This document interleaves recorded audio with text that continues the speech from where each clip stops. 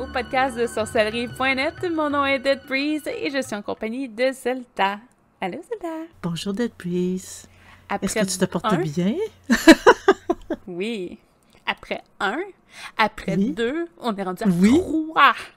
Trois Oh. épisodes sur le même sujet. Ah là là, on va se faire punir. Là. Oui.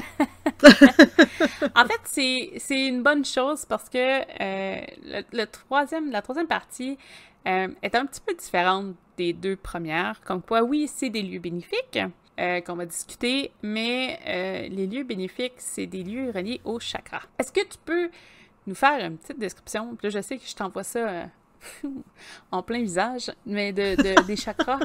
Juste expliquer un peu ce que c'est les chakras. En fait, les chakras, c'est des centres énergétiques qui se situent dans notre corps ou autour de notre corps, par exemple sur le dessus de la tête, qui régulent un peu l'énergie de notre corps et l'énergie aussi de notre esprit spirituel. Donc, les chakras ils vibrent selon une certaine vibration. Ils reconnaissent aussi certains types de... En fait, à peu près tout ce qu'on pourrait trouver, autant des encens que des couleurs, que à peu près n'importe quoi, peut être relié avec un chakra, un son aussi, pour nous aider souvent à peut-être à l'ouvrir pour spirituellement mieux s'ouvrir et pour faire en sorte que notre corps fonctionne mieux. Donc, il y a des endroits dans le monde où certains chakras précis, ça résonne mieux. Je peux dire ça comme ça? Oui, puis je vous dirais, ça m'a surpris. Ben oui, puis non. D'un côté, ça m'a surpris de tomber sur ces endroits-là parce que j'étais pas consciente de tout ça.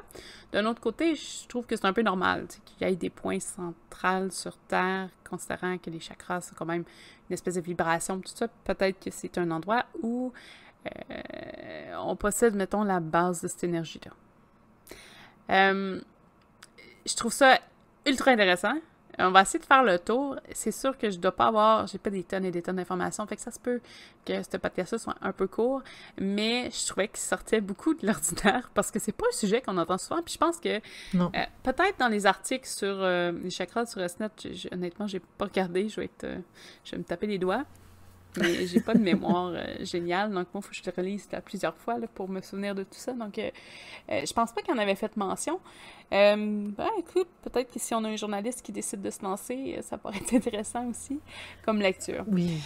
Donc, c'est des endroits dans le monde où une énergie particulière existe. Et on va commencer par un endroit qui a été mentionné dans les podcasts précédents. Donc, si vous ne l'avez pas fait sur les lieux bénéfiques, c'est le moment. Donc, c'est le mont Shasta, en Californie, aux États-Unis. Je sais que tu as nommé la chaîne de montagnes dans laquelle il fait partie. J'ai pas cette information-là, mais je sais que tu en as fait mention un petit peu plus tôt. Ben, j'ai fait mention d'un endroit vraiment précis en Californie, mais là, tu parles plus de... je pense que c'est d'une région. Shasta, là.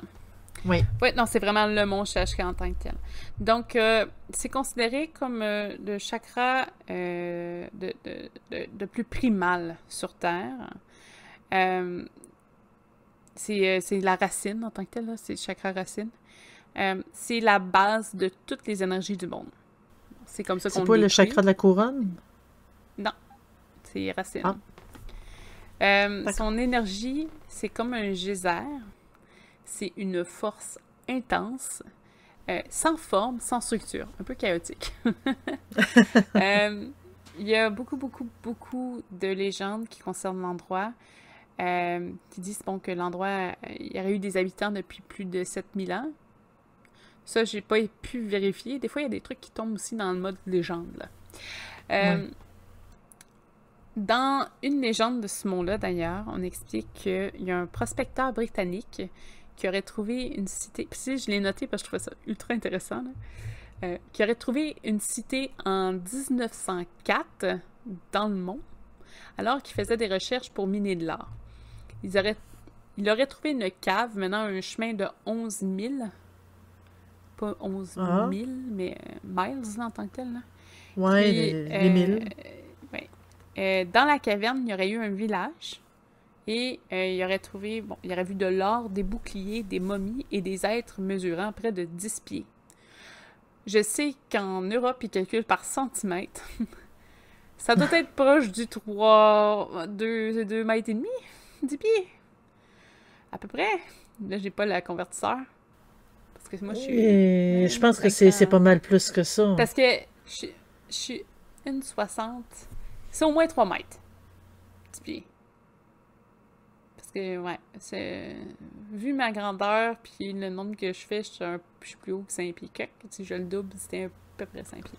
Fait que, à peu près 3 mètres. Un gros 3 mètres, là. Un gros vague, OK?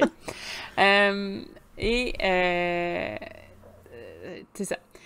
30 ans plus tard, il y a une nouvelle expédition qui a été demandée par la compagnie et le principal intéressé aurait complètement disparu, donc le prospecteur britannique, puis ils n'ont jamais été capables de retrouver la cave. Donc, est-ce que c'est vrai? Ou c'est... il a inventé ça pour... on sait pas. Ils n'ont pas retrouvé la cave. Mais, en gros, c'est ça. Donc, ils disent que si jamais vous voyagez au mont Shasta pour vos chakras en tant que tel, vous allez régénérer un peu le chakra racine. Donc, c'est vraiment ce qui est... c'est pour ça qu'ils disent aussi que c'est le primal, donc la base, là.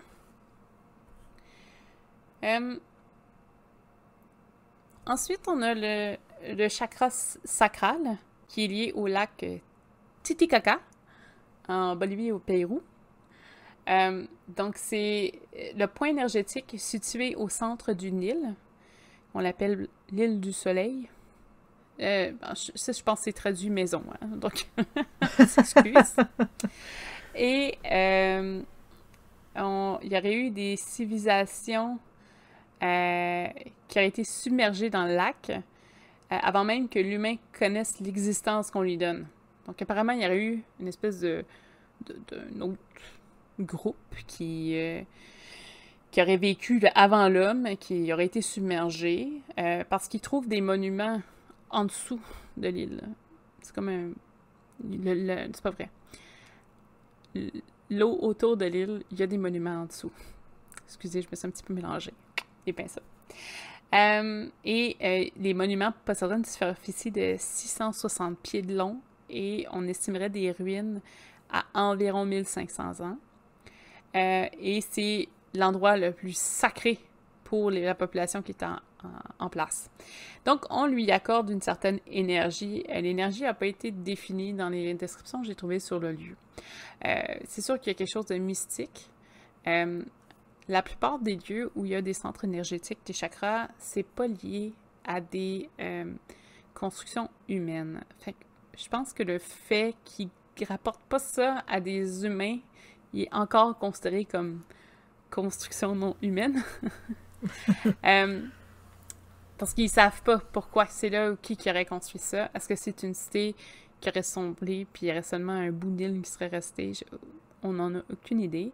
Mais pour eux, c'est le truc le plus sacré au monde. Et si vous regardez les photos, il y a vraiment comme une espèce d'idolation sur le lac qui les entoure. Ça, c'est très intéressant. Donc, si jamais vous voulez renouer avec votre chakra sacral, c'est au lac Titicaca. On a ensuite à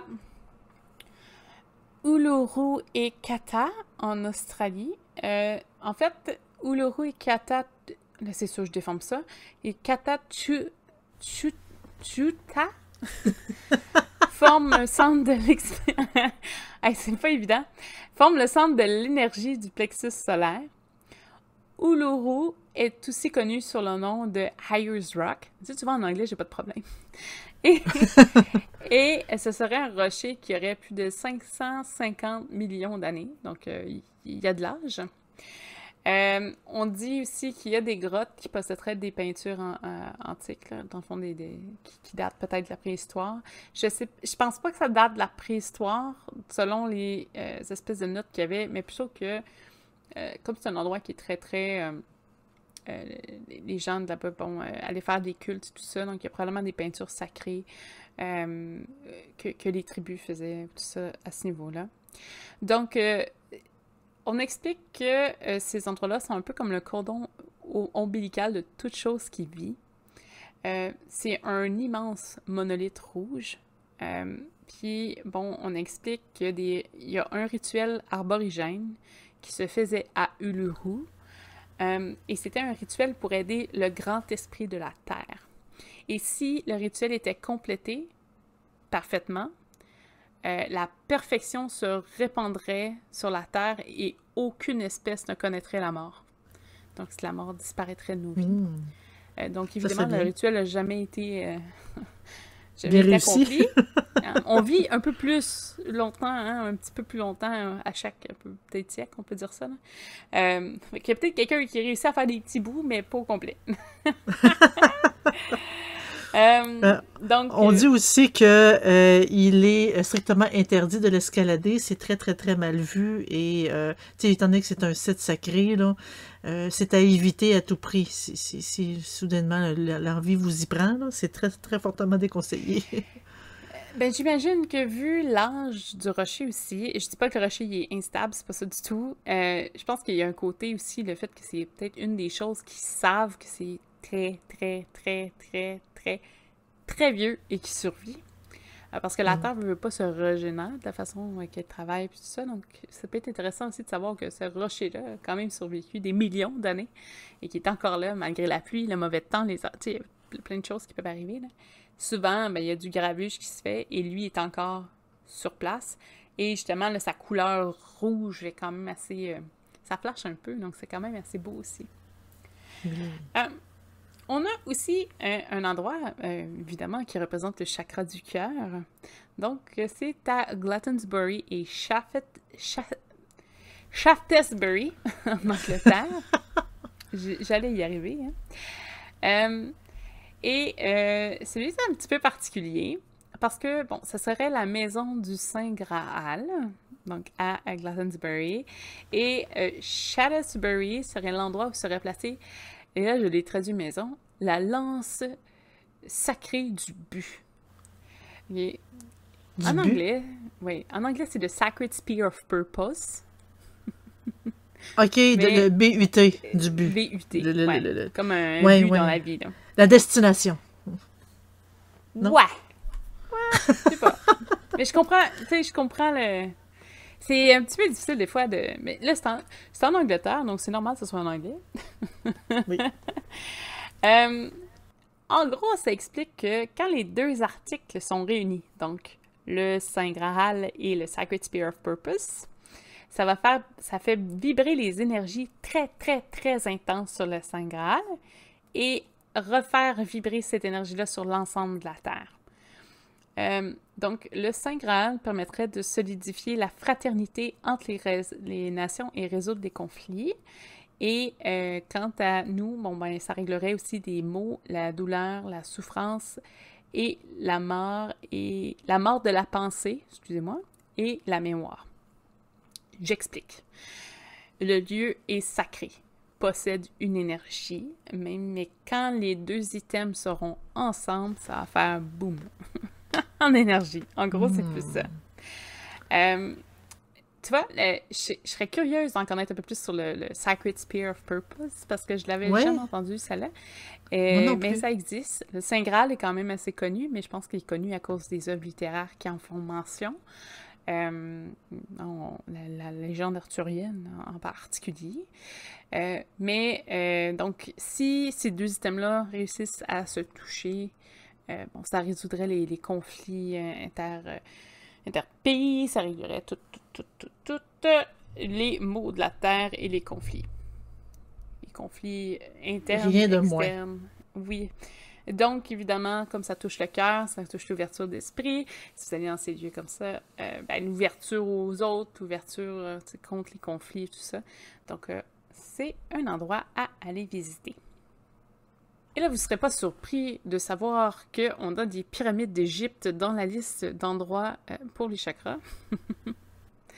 Donc, aussi mentionné comme étant la voie de la planète, c'est la pyramide de Giza est le point qui représente le chakra de la gorge.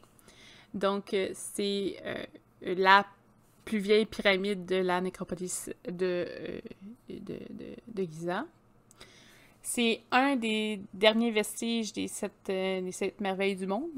Et ils sont construits avec les aliments de la lune et du soleil. Ce faisant, il y a un symbole d'harmonie qui se fait. C'est vraiment... tout est calculé. Hein. Il y a des endroits sur Terre, là, vraiment, que c'est calculé à la minute près pour les équinoxes et les solstices. C'est merveilleux. Ça en fait un peu partie. Donc, la disposition de la pyramide a quand même été assez calculée. Le chakra de la gorge est le seul endroit énergétique qui est situé sur un site qui a été totalement modifié par l'homme. En gros, normalement, les sites énergétiques, donc j'ai mentionné un petit peu plus tôt, c'est des sites où il y a déjà une énergie et, après, l'homme, peut-être, s'en est rapproché. Il y avait déjà quelque chose avant. Et elle continue. Je parle dans les 2 monts qu'on a parlé un petit peu plus tôt, il n'y a pas personne vraiment qui a joué là. Glastonbury, je pense que c'est quand même une grosse région. Bon, oui, il y avait peut-être des villages proches, là, mais c'était pas un endroit où il y avait peut-être rien puis que les hommes ont construit. Donc, c'est une des choses particulières. On mentionne aussi que le mont, là, je suis pas sûre si je l'ai bien traduit, le mont des Olives de Jérusalem et le mont Sinaï d'Égypte pourraient aussi être des représentants des chakras de la gorge. Donc, si vous allez en Égypte visiter les pyramides, vous allez avoir des chakras qui pulsent d'énergie. Donc, comme c'est un chakra qui est de la gorge, donc on parle beaucoup de... ça va vous aider au niveau de tout ce qui est la vérité, de la parole. On dit que les gens qui visitent ces endroits-là sont un peu comme... c'est comme si on leur offrait le cadeau de la parole de vérité. Donc, c'est une petite facette qui peut être intéressante. Évidemment, ça vous aide. Tous les sites que vous allez voir, vos chakras, ça va vous aider à soit nettoyer ou ouvrir vos chakras aussi. C'est comme une évidence que j'ai pas mentionnée, mais ça en fait partie.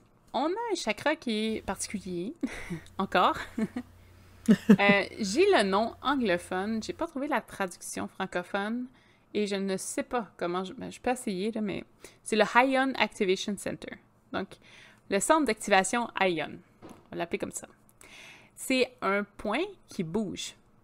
Donc, pour le chakra du 3e œil, évidemment, celui-là n'est jamais fait comme les autres, il bouge. Mais attention, il bouge pas tout le temps, il bouge à toutes les 2160 ans. Selon les dernières recherches, en ce moment, il serait à Stonehenge. Donc, si jamais vous passez par là, votre 3e œil pourrait se faire aller. On dit à d'autres endroits que c'est ailleurs dans le monde et qu'à chaque... j'avais vu, je pense, c'est à chaque temps d'année, en tout cas, je pense pas que c'était 2160 ans exactement, ça bougeait 1/12 vers l'ouest. Donc, ça se déplace sur le côté un petit peu. Je pense que c'est un chakra qui est un petit peu difficile à savoir exactement où il est réellement. Je pense que chacun a son opinion dessus. Mais ça dépend. Je sais que Stonehenge est quand même une place qui est fortement liée aux énergies. Donc oui, il y a de bonnes chances que ça représente la chose. Tout comme j'avais d'autres opinions qui disaient que c'était un point qui bougeait lié aux crop circles. Et que ça faisait peut-être référence, je pense, à un des endroits qu'on a déjà nommé qui était Stonebury à certains points en ce moment. Oui. Donc ça bouge. Comme je dis, le 1/12 vers l'ouest, c'est qu'on dirait, c'est comme s'il allait vers l'ouest d'à peu près, c'est ça, 1/12 de la planète, puis il tournait. J'avais pas les années non plus. Après, je pense que c'est quelque chose qu'il va falloir faire des tests pour votre 3e œil. Mais comme je dis, je pense que Stonehenge, pour l'instant, quand même un safe bet, comme on peut dire en anglais, où justement, vous allez pouvoir le trouver quelques trucs assez utiles à cet endroit-là. On arrive à notre dernier chakra, donc qui est la couronne. Donc, pour la couronne, on parle du mont Kailas, qui est en Chine. C'est un des monts qui fait partie de la chaîne de l'Himalaya. Je dis Chine, mais c'est au Tibet quand même, là. C'est tout relié, là.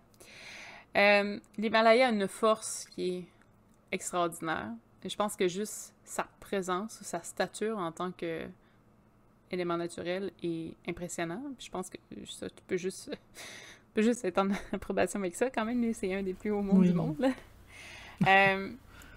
Elle représente aussi l'espèce de tour de garde de la Terre. Donc, en étant en son haut monde, ben, on voit la Terre de façon... C'est imagé, hein, des fois. C'est associé à la connaissance, la sagesse, et ça représente la conscience universelle. Donc, c'est vraiment un gros tout. Et considérant ce que ça représente, mettons, la conscience universelle d'un monde, le fait que ce soit une des endroits les plus, justement, élevés sur Terre, est quand même assez propice. Donc, si jamais vous voulez type couronne, je trouve que ça sonne tellement bien avec la définition. Oui, mais en fait, on dit aussi que c'est la place vraiment spéciale, spirituelle, pour se connecter aux plans astrales les plus hauts. Les autres dimensions, c'est vraiment l'endroit idéal pour ça aussi. Je sais que je vais m'écarter du sujet en disant ça, mais je sais pas si le fait que l'oxygène est un peu différent aussi sur le haut d'un mont Himalaya que où on vit en ce moment, n'a pas un effet aussi sur des probabilités d'être connecté avec l'astral. Si tu comprends ce que je veux dire. Oui, je comprends très bien. C'est sûr que quand on manque un peu d'oxygène, le cerveau est étourdi, puis on a comme l'impression d'être sous l'effet de drogue. Parce que justement, tu sais, c'est l'oxygène permet de bien oxygéner le cerveau pour qu'il puisse fonctionner de façon correcte. En manquant, le cerveau, il est comme un peu... il est gelé un peu, on va dire ça comme ça. Donc, est-ce que c'est ça qui donne l'impression que c'est vraiment une place idéale ou c'est vraiment l'endroit idéal? Donc, je vais juste soulever la question, mais oui, c'est possible que le manque d'oxygène ait un effet aussi avec ça. En gros, c'est ce qui fait un peu le tour des lieux bénéfiques reliés avec les chakras. Est-ce qu'il y a un endroit, toi, sur les chakras qui pique ta curiosité, peut-être?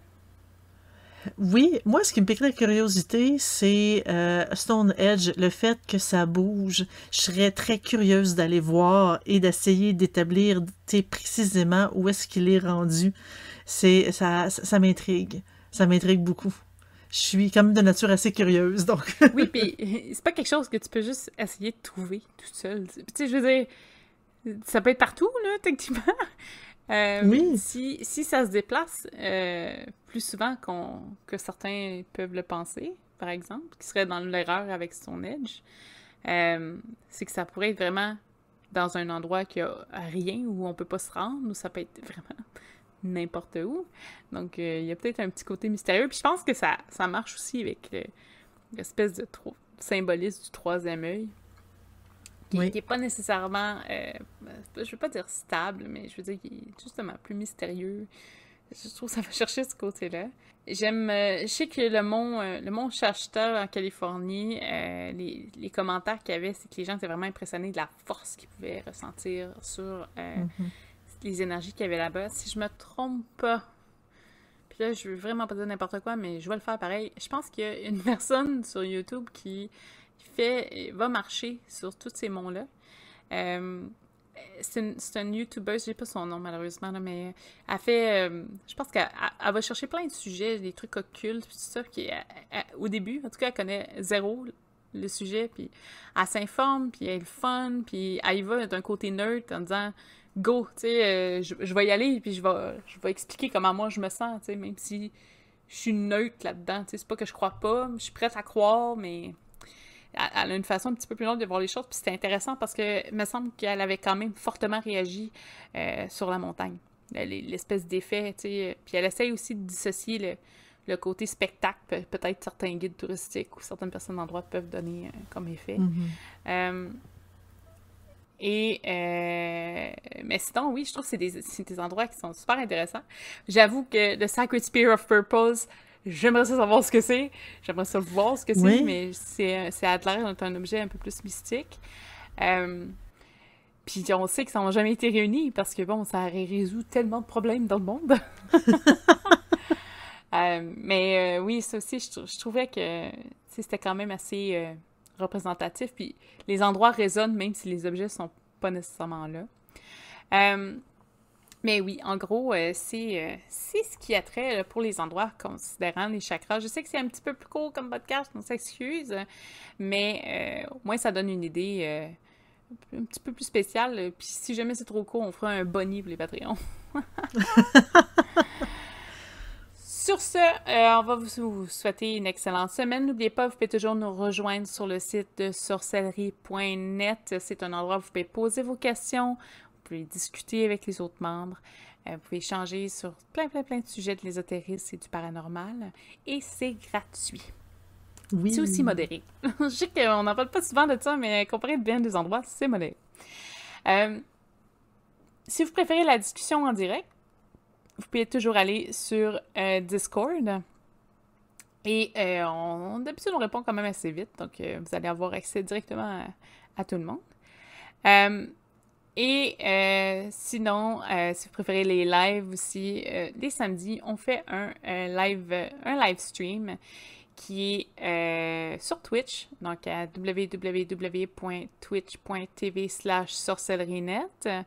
On est là à 8h30 le matin, heure du Québec, 2h30 heure d'Europe en après-midi. On a aussi, les podcasts sont diffusés sur YouTube/sorcellerinet, mais vous pouvez toujours aussi les écouter sur Spotify, vous pouvez les écouter sur Applecast, Googlecast et une panoplie de plateformes de podcasts sur lesquelles on est enregistré. Vous pouvez toujours nous suivre sur Facebook. Sur Facebook, vous allez recevoir les annonces, les publications de ce qui se fait. On n'est pas très actifs, mais on est là. Et évidemment, si vous voulez nous aider, vous avez toujours le Patreon sur lequel vous pouvez... C'est à peu près, je pense, 2 $. Je pense que c'est le de base des 2 $, 2, 5 ou 10, si je ne me trompe pas. Si mémoire est bonne. En euros... En euros, c'est pas mal moins que ça, là. C'est pas grand-chose. Mais ça nous aide. Non. Oui, ça nous permet d'avoir du contenu pour vous. Ou d'améliorer un peu notre matériel ou nos enregistrements, tout ça. Sur ce, on va vous souhaiter une excellente semaine. J'espère que vous avez aimé le sujet. Je pense que ça sortait un petit peu de l'ordinaire, donc ça fait un petit peu différent, c'est le fun.